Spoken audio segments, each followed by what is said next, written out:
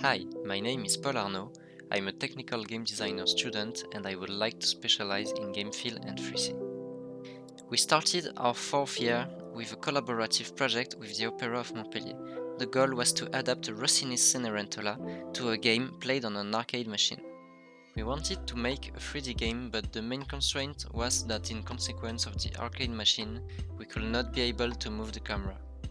To remedy this, I created a system of camera zones that would allow us to place different camera movements and angles where we wanted in the levels.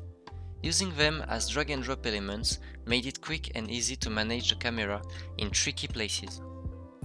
Here is Once Upon a Toy, an end-of-year project done in 1 month during our 3rd year at ArtFX.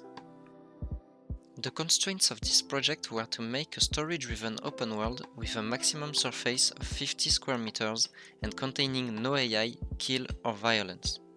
I worked on 3C for the 2 characters and the switching system for what I used the level streaming.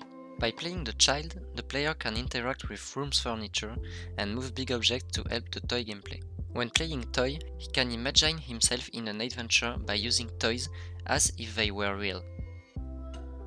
I made a lot of interactions like the fan, the telescope, the car or the cannon shot in order to create a real playground.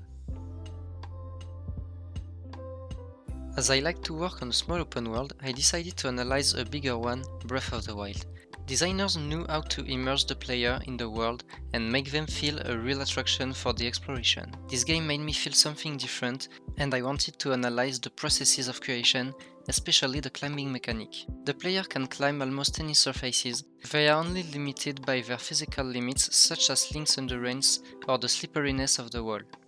The world is composed of many reliefs, more or less uneven, and let the player explore at his own rhythm: mountains, hills, cliffs and buildings.